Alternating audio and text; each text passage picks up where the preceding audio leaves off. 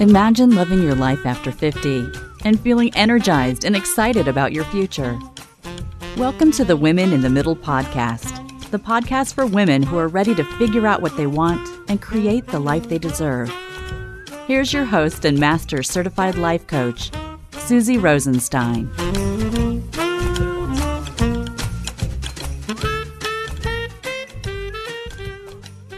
Hey there, welcome back to the podcast, Women in the Middle. I'm your host, Susie Rosenstein, your Master Certified Coach and Midlife Mentor, and I'm so glad to be here with you again for this week's episode, which is all about trusting your gut. Specifically, trusting your intuition to make better decisions in midlife with Lisa Kay. Now, this is going to be a good one, my friend. Do you trust your gut? Do you believe in intuition? What I really loved about my guest today is that she's a scientist at heart. I love hearing these kinds of stories about interesting career paths. I know you do too. Do you know what intuition actually means? Here's the definition that she shares. Knowing without knowing how you know it. Now think about that. Knowing without knowing how you know it. We're going to get really into this. Now, Lisa Kay helps people trust their intuition to make better decisions. She teaches others how to use the power of intuition in their decisions so they no longer doubt themselves and feel confident moving forward. She makes intuition easy to access with clear and understandable step-by-step instructions. Lisa draws upon her background in psychobiology and metaphysics along with experience from years of teaching others. She's considered an intuition expert. She's taught hundreds of people intuition development through workshops and seminars. Her public appearances reach people around the world with guest speaking, online opportunities, and her popular radio show, Between Heaven and Earth. She's highly inquisitive and infinitely curious. I love people like this. So she's constantly learning and discovering new concepts, and as a result, she's acquired many certifications and degrees. She holds degrees in electrical engineering from Columbia University, psychobiology from the State University of New York, and a PhD from the University of Metaphysical Sciences. See what I mean about all of her science background? So interesting. Lisa's also certified in many energy healing modalities and intuitive arts. Her latest book is Intuition on Demand, a step-by-step guide to intuition you can trust, published by Inner Traditions. I know this episode will spark memories of your own when you've connected with your intuition, so get ready and enjoy this episode. Hi, Lisa. Thanks so much for joining us today on the Women in the Middle podcast. Hey, Susie, thank you for having me on the show. I'm really excited to be here. I was really excited too, because when I first met you, you were speaking in another group that I'm in, and you talked about, you know, your background and being a scientist, and now you're helping people trust their intuition and make better decisions. My eyes lit up. I knew you had to be on the podcast because that is a story. I can't wait to hear more about it. Oh, well, thank you for having me here. And, you know, a lot of people start out with it. They're like, well, how did you go from science and engineering to teaching people about intuition? You know, because that is an odd transition. But the way it all comes together is that ever since I was 8 years old, I was very, very curious. You know, why are we here? What is it all about? What is God? And how do I live a better life? You know, That's and all the easy those questions. Yeah. I'm curious because I figured if I could figure out how the world works and how I fit into it, then I could live a better life. And so I was just completely enamored with science because science explained so many things. And I started out, that's what I wanted to do. In fact, I went to university to study. Actually, I have a degree in psychobiology, but I wanted to study all sciences. And actually, psychobiology gave me I had the least number of requirements, so I could actually go and study chemistry and physics and all those other things as well. Environmental science, animal behavior, which was my minor. And then I discovered a passion for technology. And I thought, well, geez, I could do, I love science, but this I could do, I could get into it and forget to go to the bathroom. So I went and I got a degree in electrical engineering. And I was I was fortunate enough to go to Columbia University. So I really learned the tough stuff. And I enjoyed it. I loved it very much. I went out there and had a whole career in doing technology and management consulting. And then I had a little break when I had my son. So I found myself being at home, and I did what I normally do. I want to learn and discover. And so I decided to, what is this intuition thing? It was always fascinating to me. And that's where science kind of stopped. It was where the psychology or the psychobiology, which is the biological side of science, psychology, stopped. It didn't really explain any of that stuff, but everybody seems to talk about it, and they have it. And it's like, look, everybody can develop it. And then you hear people like Jeff Bezos, who says he always makes his big business decisions using his intuition. Oprah Winfrey says that's the thing that saved her and made her the billionaire that she is, and things like that. And so I said, okay, let me see. I have time. Let me see if I can figure it out. So you're just intuition just popped in your head. It's something you wanted to study seriously. I wanted to figure it out. It's always been fascinating to me, right? It's like magic. How do people know not to get on that plane and then something happens, right? How do they know their loved one's in trouble and they stop what they're doing and they find out that, that it's, like the car fell on them or something, it's like, wow. But did anything happen to you that like a wake up call where you're like, whoa, intuition just rocked my world? Or were you just generally fascinated with it? I had one or two like really strong intuitive experiences, but beside that, I had nothing. I didn't grow up intuitive. I didn't have these feelings about people. So what happened was my father went in for a quintuple bypass. Ooh. And so that was 5 arteries had to be bypassed. And so it was a big surgery. And so, the whole family was there, and we were waiting for him to come out of surgery. And, it was a little nervous, but not so bad. And he came out of surgery and he was fine. And the doctor is like, it went really well. He's fine. We're just gonna, we're waiting for him to wake up now. But so you can go home. We went in to see him and he looked okay. So we left and we got in the car. We got into the car to leave. And as we're driving out of the parking lot, I started to get these butterflies in my stomach. I was starting to feel, now I hadn't had butterflies in my stomach since I was 11 years old. And here I am like 27. I was like, what is that? And I started to feel nervous. And I was like, this is really weird. I even said, I remember clearly, I sang to my brother, I am more nervous now than when he was in surgery. I don't get this. And so we got home, we went to my mother's house, and there was a voicemail on her phone from the hospital. And they said, right at the time that we left, his blood pressure dropped so low that they thought he was bleeding inside. So they took him back into surgery. They gave him more anesthesia, took him into surgery, opened him up to check, and he was okay. And it turned out he had this allergic reaction to some medication they gave him that dropped his blood pressure really low. And so now they were a little worried because not only was his blood pressure so low from that, but also from the anesthesia. It suppresses and depresses everything in your system. So now they said, now we're not sure if he had any brain damage. We're not sure if he's going to wake up. And that was very scary. And then I realized that when they said it was just right when we left, I was like, oh my God, that was like when the butterflies started.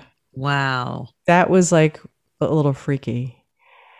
And so I stayed overnight. I stayed overnight, and the next morning we were waiting for him to wake up. I woke up, he still had the butterflies. I'm lying in bed, and I actually had a dream about him that night. I dreamt that he's sitting in the dining room table, and I could see the scar in the dream, right? So this is a dream. And he says, oh, that surgery, that was nothing. And I'm like, no, you don't understand. It was really horrible. We're not sure if you're going to, you almost died. So that was the dream. And I woke up and I still had the butterflies. And then about 10 minutes later, they went away. They just disappeared. And I was like, wow, that's weird. And so between the dream and the butterflies going away, I went in, I said to my mom, I said, I I think Daddy's going to be okay. And a few minutes later, the phone rang, and it was the nurses, and they said, he's waking up. His toes are wiggling, and he's starting to come out of it. And he did. Wow. And he woke up, and he was fine. He didn't have any brain damage. And he lived another, oh my God, he lived another 30 years. Wow. Yeah, he lived till he was 97. That's amazing. So yeah, really. But that really shook me, because I was like, that was freaky weird, right? That the correlation was just too strong, and the dream. So that was the first time it kind of shook me and go, no, that's intuition, right? Right? They say your gut feel, right? And that must have been it. And so I said, maybe I do have intuition. So that was the first time. Wow. But you're deep into science. Well, no, then you're on maternity leave. Is that when you were home during this time period? Yeah. And like I said, I wanted to, so I am very driven to learn. I love to learn, and I'm going to figure this all out. Right. So, and I'm very open, and I'm interested in things that are also, beyond us too. I'm very open to that. So I decided I'm just going to go study as much as I can. And I looked for the science, and there was some, and I looked at that, and I looked at the metaphysical sciences, and I looked at that. And I even looked in, what people would call the intuitives and the psychics, and what is all that? And I realized it's all, as I was studying it, I realized that a lot of what people were talking about when they were having these experiences of intuition is, this is how the right side of the brain functions. And that was a revelation to me, because the right side of the brain is where we have these abstract knowings. All of a sudden we know, right? And that is where we process that. That's where we can have those, I understand it all. If I gave you the word wedding, you know all the things that it means, right? All the associations, right, and pieces, and who's involved and all that. So that's an understanding. That's an abstract knowing. It also speaks in symbols. It processes information in symbols. It doesn't have a lot of words. So, when people say, oh, I had this feeling I had to stop. I just heard the word stop in my head. Right? Well, that's the right side of the brain will do that. Or I saw my mother's face in my mind, and then she called. Right? Well, the right side of your brain also processes information in images. Now, the opposite side, the left side of your brain, is kind of opposite to that. That's the side that's figuring it out, that's judging, that is critical, and that worries, and has ego. And when they talked about intuition, it was none of those things. They said it has no ego. It it doesn't judge. It doesn't have a lot of words. And I started to see all the parallels. And once I figured that out, and I developed a process and a technique that allows you to get your intuition to happen on demand, and because it will respond to you, and put those pieces together to make sense, and get information, meaningful information from your intuition, so you can actually use it.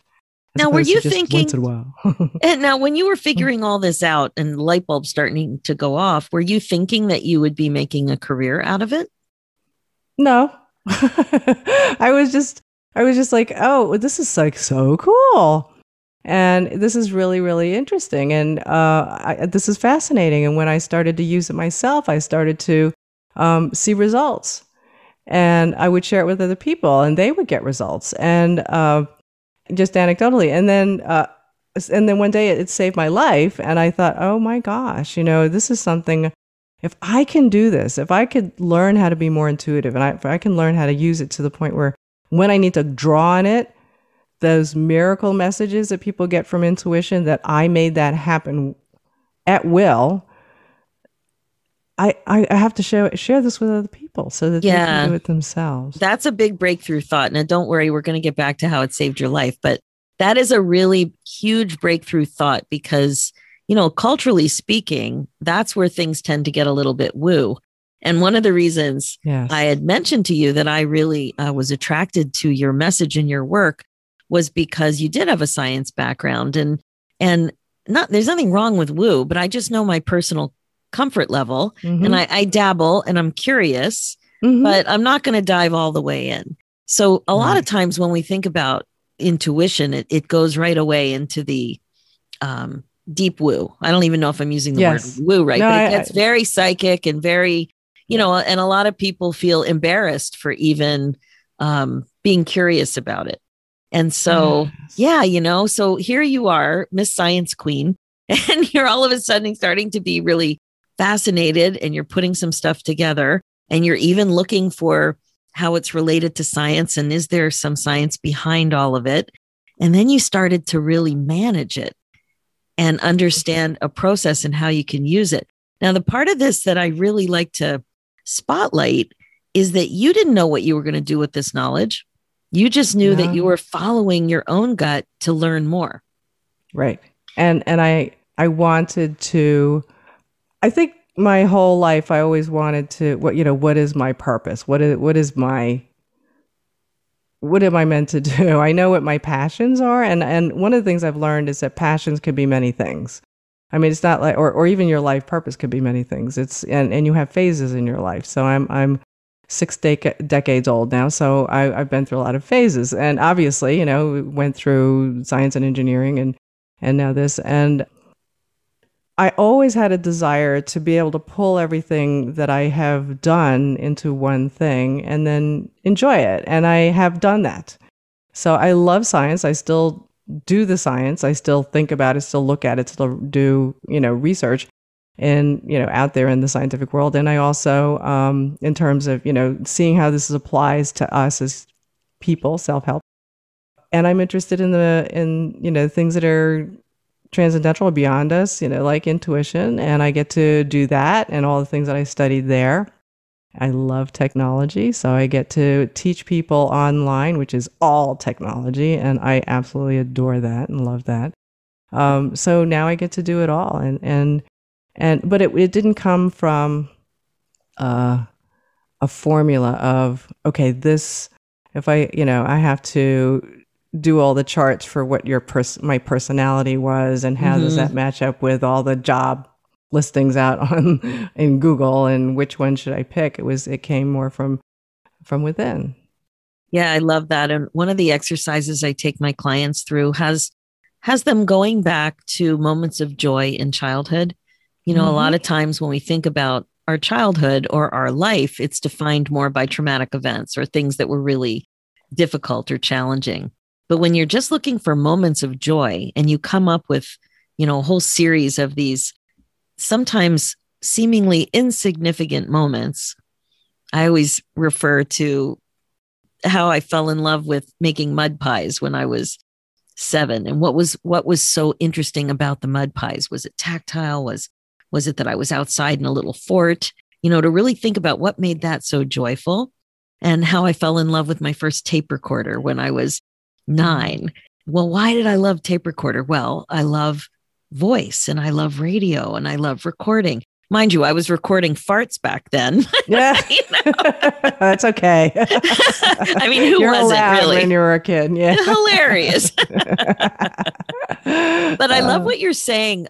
So many women our age are so fearful of making change because we don't have all the answers. We don't know what the purpose of that direction is.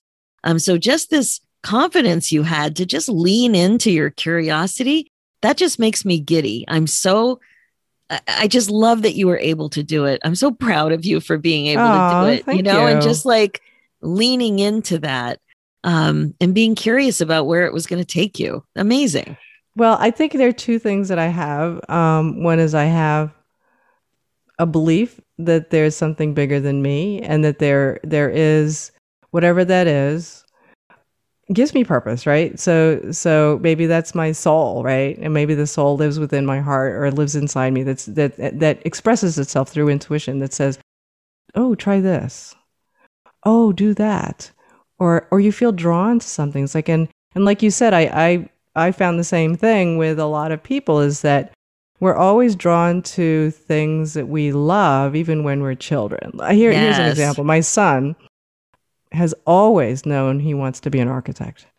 And he started drawing floor plans when he was 4 years old. He didn't even know what an architect was. Oh my God. He didn't even know what floor plans were. But he figured out what a floor plan was by seeing one in the hotel. You know, in the hotel door, there's one on the back door so you can know how to get out in a fire. He loved that when he realized what it was. And then he started drawing floor plans, and he loved building buildings in like, you know, computer games. And that was when he was 4. And he's 23 now, and he is getting a dual graduate degree in architecture and historic preservation, and he absolutely loves it. He Obviously. Yes, he has had already at this point, he has had miracles happen in his life because of his love and his passion. And, you know, and it goes back to, how do we know that? How do, you know, it's again, what we're drawn to, and you talked about it, and I mentioned it. It's like you do something and you forget time, and it's like, oh, I need to eat, or it's like, oh, I haven't gone to the bathroom, you know, because you love it so much. And that is him. And he's had some amazing things happen. And he's only 23. Oh, that's amazing. Now, you mentioned that intuition saved your life. What happened there? Yeah. So what happened there was, it was summertime, and I started to feel like I was getting the flu, which is weird to get it in the summertime. And I woke up one night in the middle of the night. I was shaking from head to toe, so bad that I couldn't hold a glass of water. And now I never shake when I get a fever. So this is weird. And I got scared. So I told my husband, you know, I got to call 911, which he did. So I went to the hospital, and they took blood, and I had stopped shaking by that time. And they said, well, you stopped shaking. You're stable. Your vitals are good. We did find there's bacteria in your blood, so you need to see your doctor in the morning. So you can go. So I did. I saw my doctor, and he did what most doctors do. He prescribed pills, antibiotics. And so I took those antibiotics for a couple days, and I was not feeling any better. But what I started to get were these weird bouts of my heart racing, and I'd be short of breath, and I'd be like lying in bed. It was like, weird. What is this? And they started to get worse. It started to make me concerned, and I called the doctor, and I said, I don't know what this is. It's not getting any better. What should I do? And the doctor was like, oh, you're fine. Just keep taking your medication. You know, it's just, you know, just rest up. And then it happened again. I'm watching the news of all things, and it was nothing interesting on the news. And I started to, my heart started to race like I was running a marathon. I was short of breath. I was gasping for air. I looked down and my hands had turned white. Oh. And I was like, oh, this is not good. So I called 911. I went back to the hospital, and they did what they normally do. Took more blood. And they said, you still have bacteria in your blood, but you're not shaking, or, you know, your heart's okay and everything's fine. Go home. And I said, well, no, wait a minute. What are these, my heart races and I'm short of breath. And why is that happening? And the doctor looked me in the eye, and he goes, oh, that was fear. You were hyperventilating. What? Being a woman, right? So I was like, no, I was not afraid. I mean, I know what fear is.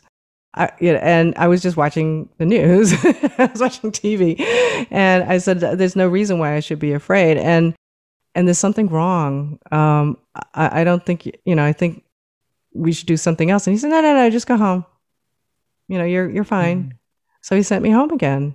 And now at this point, something tells you when you're not well. I mean, sometimes, all right, that's just a standard cold, right? There's something that told me this is not right. And that was my intuition. And then so I turned to my intuition and I said, what do I need? What is this? What do I do? And my intuition said, and it was one of those concept things, is that you're going to be okay if you find a doctor, a specialist. And I was like, okay. So it's Friday afternoon at 4 p.m. I start calling around looking for an infectious disease specialist, a new doctor. What do you think happens Friday afternoon at 4 p.m. when you call nobody's Dr. around. Nobody's around. Nobody's around, right? So nobody calls me back. And, Saturday morning, tried Saturday morning hours, same thing. Nobody's calling me back. And the bouts are getting worse. It's getting to the point now where they're more frequent. By Sunday, I couldn't stand up longer than 2 minutes without feeling like I was going to pass out. Oh my goodness. And I was getting really scared. And I turned to my intuition again. I was like, what? Nobody's calling. Nobody calling me back. What do I do? And I was drawn to read a book on my shelf the book had been there for like a decade. And it was How to Find the Best Pediatrician. And when your intuition tells you to do something, you just go, okay, I'll do it. Right? So and what did that feel like at that moment? You just kind of glanced at the book or something like that? I did. I was trying to figure out what could I do? What should I do? And I thought, well, maybe I have something, some books I could, because you see, I love to learn. So I got books on everything, right? So I go to the bookshelf. It's like, what on my bookshelf could I do that might help me figure out what to do? And there was that book on How to Find the Best Pediatrician. And I felt like I was drawn to it. When we're drawn, it's like this.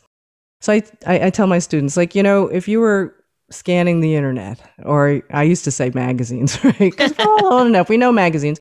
So you could go looking through the magazine and there's a picture of a vacation spot or maybe a dessert, right? And you're like, ooh, I want that. And you feel drawn into it. You're almost like pulled, right? That's what I want. So that's what I felt. I was like, oh, that's the book I want, that I need to read. So I pulled it off my shelf and I started to read it. And of course, the word pediatrician kept coming up over and over and over again, which made me go, oh, wait a minute. Our pediatrician's a friend of mine. He lives down the street. Maybe he could help me. So I go to pick up the phone to call him. It's now Sunday. And in my head pops another intuitive, moment. It was, he's away on vacation. He'll be back later. Leave a detailed message. It was just an understanding, right? And so it ring. He doesn't pick up. So voicemail, I left him a detailed message.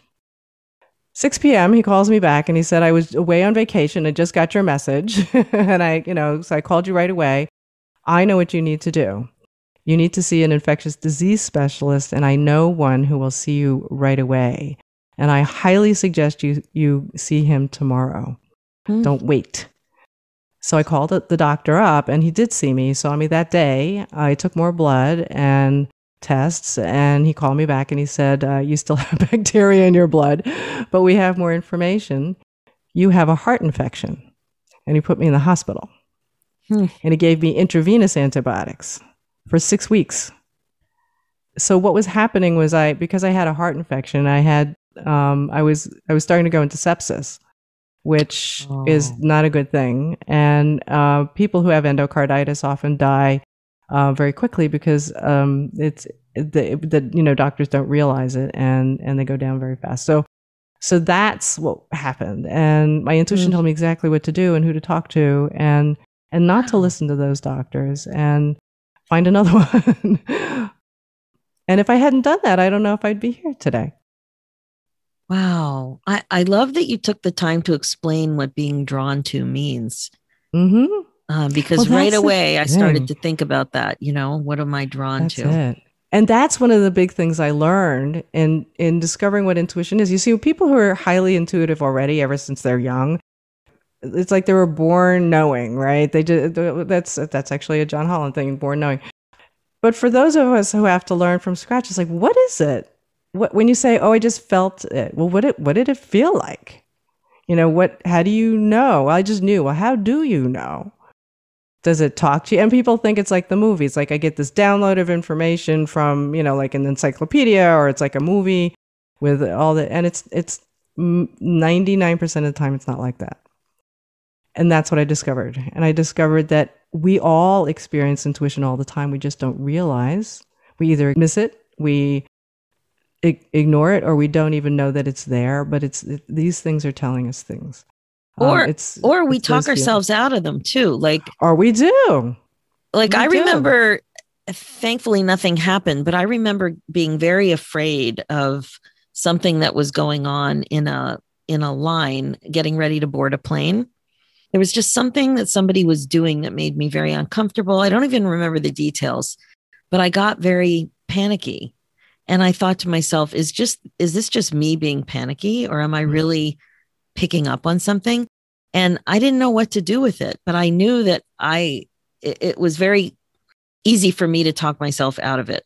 Sure, absolutely. And one of the things that I realized with my endocarditis is how easy it is to die, because you can talk yourself out of it, and you can go, oh well, it's okay, just tough it out, and that's what you don't want to do, is because those messages are telling you something. Now the problem is because nobody teaches us what intuition is, or what the experience is, or what it's like, or how to recognize it.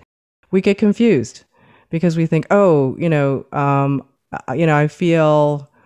I have this feeling of terror, or anxiety, or that must be my intuition, and it's not.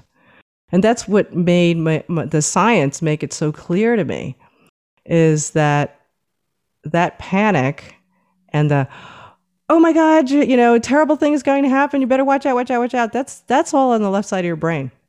The right side of the brain doesn't speak like that. It will never speak like that. It's calm, it's neutral, right? It'll say, stop.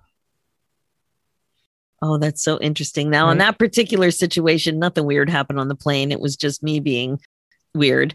And then I'm right away. You don't know. Maybe there was somebody, it didn't get validated for you. Oh, maybe. But I'll tell you, another thing that happens all the time with me is we head out for a trip, and then all of a sudden I'm like, did I leave the blank on?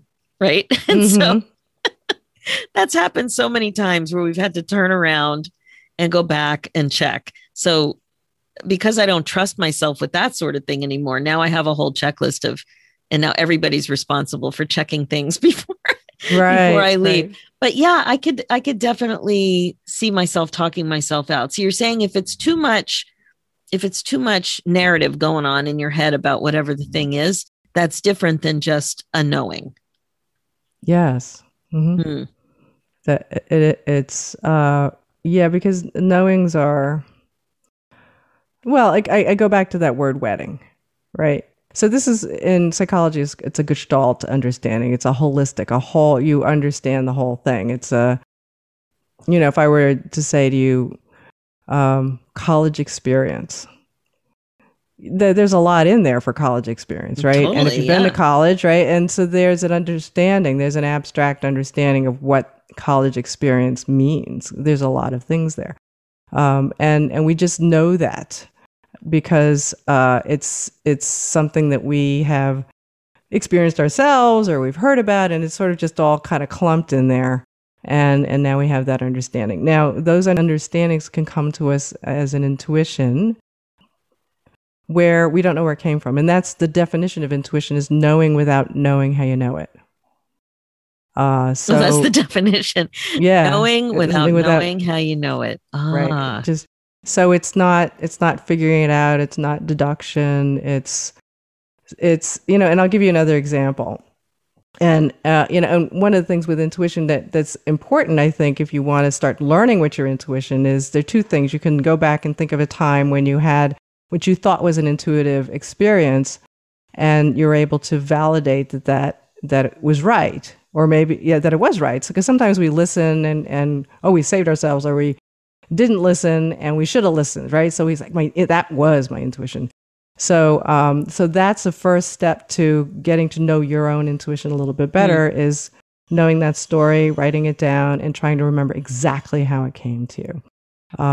So this was a situation where I was driving down the parkway, and I was in the left lane. There were two lanes, and in my rear view mirror, I saw this big black SUV truck just barreling down on me, and I thought, okay, so he wants to get by. So I'll just pull over to the right lane. I'll let him go. And in the right lane was a green car, just a little bit in front of me, but I was going a little faster than it. And I thought, okay, well, I'll just go a little faster and pull in front of them and pull over, into the right lane. And in my head, I heard, I actually thought to myself, I could speed up. Should I get in front of the green car? Or should I get behind the green car? And in my head, I heard, get behind the green car. And I was argued with it just a little bit. I was like, all I need to do is just go a little bit faster. I just get right in front and, I'll pull over. And I heard it again, get behind the green car. Just like that. Get behind the green car. And I was like, okay. So I slowed down and I got behind the green car, and that big black SUV just zoomed right past me. And then 2 seconds later, my husband, who was in the passenger side, we're going under an overpass, and he points up and he goes, oh, look, there's a policeman up there with a radar gun. It was a speed trap. And that SUV blasted past the radar gun, and the police car came down the ramp and pulled him over and gave him a speeding ticket. Now, had I gotten in front of the green car, it would have been me who got that ticket. That just reminded me of one that I had. I did have an intuitive moment. Good. It was my husband's 40th birthday, so it was almost 20 years ago. And we went to a Dixieland concert with some friends. It was jazz. It was great. It was some musicians from New Orleans. And it was a horribly rainy night. And my friends were driving, and we were in the back seat of a smaller car. And it was horrible, horrible rain. And we had umbrellas with us. And we were heading north, and there was a huge black SUV, just like what you said. This is why I remembered it. Must be a thing. I just sensed that we were going to have a crash and that I should move my umbrella because it would have gone through me. Oh my gosh. It was the way we were sitting and the way I had propped up the wet umbrella. Right. And I saw the night and the big giant SUV, and we were in a smaller car, and I just knew I should move the umbrella. And then we got T-boned, a big accident. We were all okay, other than just whiplash and things. The car was totaled, but it was very scary. And I just remember thinking, wow, I moved the umbrella. Now, what did that feel like to you? What was it? Did you just have a feeling about that, or that umbrella should be somewhere else? Or it was kind of like I had a vision of it hurting me. Like, wow. Poking me. Wow. All right. That was intuition. That was like, and was it quick? It was actually. Yep. Mm-hmm. And I didn't tell anybody. I just moved the umbrella. So you had this. Wow. There you go. See, that's intuition. This is it. This is so exciting. I love this. So you're if you wouldn't have along. said black, if you wouldn't have said black SUV, yeah. I don't think I would have remembered it. That's great. So that's how it comes. It's quick, right? All of a sudden it's like, you're riding along. It didn't come to you as dark night, raining, big cars, we could have an accident. Oh, let me look around. Oh, that umbrella, you know what? If we had an accident, that could hurt me. It was just sitting there being, in the car, and then looking at that umbrella going, oh, that could hurt me. And you moved it. And then you had the accident. Right. Yeah. And I think what's happened is I am very concerned about safety, as many people are. And I often take precautions that many of my friends don't take. Mm-hmm. And people tend to make jokes about my risk aversion. And, they call me the safety queen. So it's kind of funny that I've been made fun of for this sort of thing. But I wonder how much of it, well, you said the left brain, right brain. I wonder how much of it is me just thinking through steps like you just described, or how much of it is just in anticipation of a problem, and how much of it is just intuition. I think it was just intuition. Now, because could it have been like a flash of putting all those pieces together? Possibly, right? And that's still intuition. It just sort of comes very quickly, and then you make the move, because it doesn't sound like that you went through your checklist of risk aversion things. In fact, I was less connected to it because I wasn't driving. I was in the back seat. I was a passenger, Right. And if you had I would assume that had you gone through your checklist, you wouldn't have even put the umbrella like that. I wouldn't have. You wouldn't have. It was just, this umbrella needs to move because right? All of a sudden, very quick, very subtle. Wow. And see, so that's the difference. It's very different from thinking. Thinking is like, okay, let me go through my checklist. Am I set to have my seatbelt on? Am I sitting? Where am I sitting? And, here I go through the same thing. All right, they always say that if you sit on the passenger side in the back seat, that's the safer place to sit than if you sit behind the driver. But that's like, well, that's all it's thinking, right? That's thinking. Exactly. Right? So and then you want to make sure you don't get poked. Oh, well, that was exactly it. Oh, that's so funny that right, that was the quick thing. When I was thinking of having you on the podcast too, that didn't even pop into my head, when I was trying to well, this is good. Prepare and think about it. So how can we develop it more? By doing just this. This is the first step. Well, I think the very first step is to believe that it exists and that you have it. All right? Because if you don't believe it, you'll never look for it. Right. The second thing is to go back and think about all the times in your life where you had these flashes of inspiration or a flash of a something, or maybe it was a being drawn or being repelled. And this happens, how many times have we made a decision that we knew we shouldn't have? Something told us that was the wrong thing to do. We did it anyway, and then we regretted it. Or watching somebody else going against their feelings. What's good is to think of, just like you did, an incident where it was like there was no way I could have figured that out. I mean, it was all of a sudden I've had, I need to move that. It's not safe. And then, right, because there's no way that you could have anticipated an accident that was definitely going to happen. So then you go back and you start thinking about, and that's why I asked you, what exactly was the experience? Were you thinking it through? Was it a picture in your head? Was it a feeling? And you had that, I think it sounded like a very quick understanding. Ooh, that's dangerous. Move it. Yeah, I remember it. It's not like I saw a gory image or anything, but I remember an image, and it was quick. Yeah. And the more you explore these kinds of things, you'll find that the image has information there. So it may have been an image along with a concept. And I'm going to make this up. Maybe, you look at you glance at the umbrella and wow, that pointy end seems sharper, than what I've seen before. And that is like an intuitive message. So those kinds of things, what does it feel like? So women, we have that mother's intuition. We also have, I think because we're females, we have that sense because we are, quote, the weaker sex. So we need to have our radar on to be able to protect us before we're caught in a situation we can't get out of.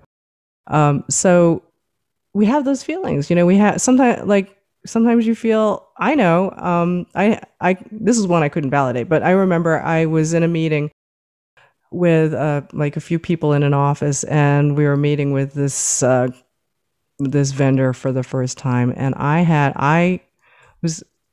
a million meetings, right? And for some reason, I felt repelled by this guy, and physically repelled. I found myself leaning up against the wall away from him because it felt uncomfortable to be near him. Now, I don't know. Now, unfortunately, I can't validate it, because to me, validation's everything, right? Because it's just, there it is. That's your intuition, because it knows things that we don't know. But that's some of the things that you may get.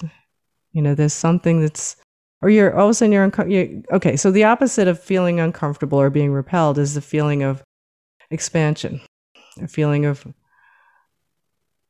warmth, a feeling of something all of a sudden fitting, it clicks in, or release, or it has energy behind it. That's when, as entrepreneurs, we're always looking for what's the next thing that's going to propel us forward, and the thing that gets us seems to have energy and moving. That's so true, right? And then things, all of a sudden things fall into place. So those are some signals intuitively. So that's how you start. You know what? When I named this podcast, I felt that way. Ah, So Women in the Middle had energy to it. And I like that. I love that. Yeah. And it felt like a really big decision. And I didn't have much to go on. I've had the podcast for over 4 years now. And I just had to make a decision and just, I don't know, well, but it felt really good. That's important. And I think what's important is our intuition gives us little signals that it's okay to take a step. And one of the big problems I think that we have in general, and those of us at this age, we're trying to decide where to go next. We worry about our next big step. And we don't need to decide the big step. We need to decide the next step. And it can be a little step. And then making that move, because if you don't move, you're never going to get anywhere. And also that movement helps you get more information on what to do next, right? It's like a little stepping stone. Then you look around and go, oh, okay, now I see the next one and the next one. And as you're going, you feel. We're so not brought up to think like that. I think maybe it's particularly related to when we grew up.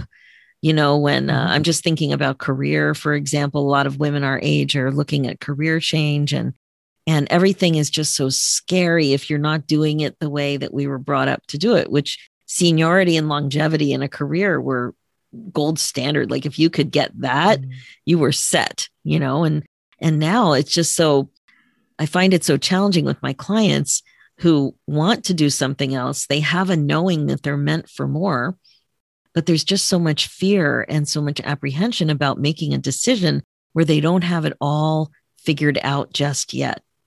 So how do you trust that intuition to take the first step, but to not necessarily know everything at the time of the decision?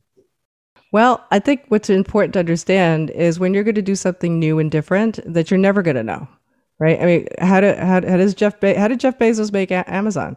He didn't know because nobody ever did it before. So true. So if you want to do something new and different, you're going to do something where you're not going to know, and this all comes with the taking that leap, but then it's not that huge, like I'm going to, again, that end goal that I have to make the decision as to exactly what this could be. I didn't know exactly where I was going to end up or what I was going to do. I knew I wanted to put all these pieces together, but I didn't know I was going to end up, teaching online, having a podcast and teaching this in particular, really.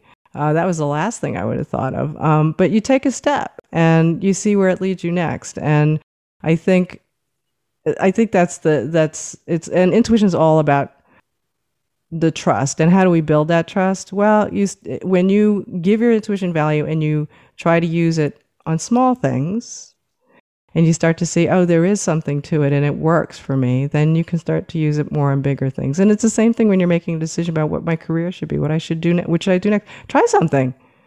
Go and volunteer. Do something for a little while. We think, oh my gosh, I don't have much time left. You have a lot of time left. Exactly. Right? If you're 60 like me, you've got 20 more years. That's a long time. Or more. Or more. Absolutely. My dad, I tell you, he was around until he was 97. So. Oh my gosh, it's amazing. Well, Lisa, you have such interesting information. Your business is so interesting. I mean, who couldn't benefit from learning how to make a better decision and how to connect more with intuition? How can people get more information about you and your programs? Well, if you want, you can go to Lisa K Intuition. So that's Lisa and the letter K, intuition.com.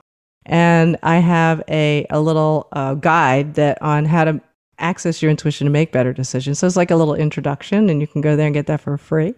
And then, and that basically will lead you to my website and all the other goodies that I have there for you to start learning more about your intuition and how you can access it to help you in life. Oh my gosh, that's so good. Thank you so much for being with us today. I really, really appreciate it. I just love that just by listening to you and just opening myself up, I've thought of several things now. And I love the idea of finding evidence. It's the same thing we do with mindset work and training ourselves to believe new thoughts. Yes. To really keep looking for evidence of why we think what we think and challenge ourselves on it. So I love looking for evidence for intuition. I love that. And I'm excited for you. And I'm excited for everybody who does try it, because it is exciting. The magic is real. Oh, let's end there. The magic is real. I love that. So inspirational. Thank you so much. Thanks for having me. It was great. Okay, that's it for this episode. Isn't Lisa's story and work so interesting? Science, engineering, and technology. Oh my. Lisa's pattern in her life was to always ask questions to satisfy her curiosity. That is a great thing to have more of in your life. I have the feeling that the more you think about this topic, the more you will reflect on your own life and instances of intuition. That's what happened to me. The first time I remember intuition kicking in was something so insignificant and unimportant. I was young, like maybe 12 or so, and I was watching a TV game show in the 70s in the family room. Remember? No clickers back then. I don't remember what it was, but there were big vertical, like there was a big game board, and it was vertical, all these squares with prizes behind them.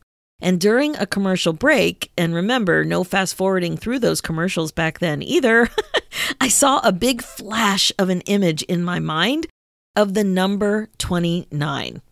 So during that commercial break, I think I went to the bathroom, but I just remember I got this big flash of this image, and it was number 29. And sure enough, when I went back to the TV show, the $25,000 prize was indeed behind box number 29. I was totally weirded out and excited and gleeful and a little freaked, all of those things. And I didn't know what to make of it. I still don't know what to make of it, but the episode today definitely gave me some context for it. Lisa followed her gut to learn more. She always did that. She didn't plan this path in her life. It just emerged.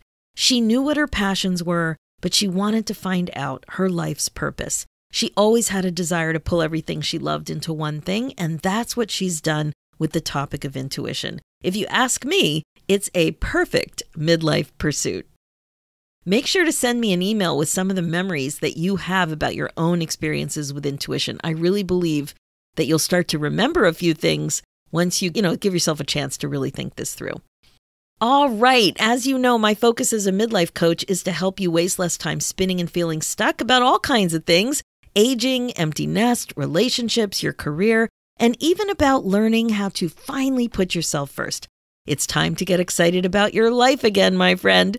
Remember, being the queen of your brain domain is the best way to be, and I am here to help. This is what you'll learn when you hire me as your coach. Learning the mindfulness concepts are one thing, but when it comes to applying those concepts, that's when you really benefit from coaching. That's why you should really join Finally First. We are waiting for you. It's your one-stop home away from home for coaching, community, and connection. You can finally get that fresh perspective, learning and growing in a community of like-minded women that will help you sail into your next chapter with more confidence, creativity, and happiness. The best really is yet to come. Join us now at www.IamFinallyFirst.com. For show notes and links, head over to www.coachwithsusie.com.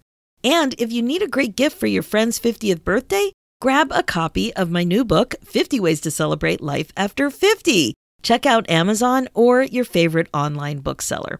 Let's do this, ladies. It's time for you to put yourself first, one thought, especially an intuitive one, at a time. Thanks so much for listening, and I'll talk to you next week.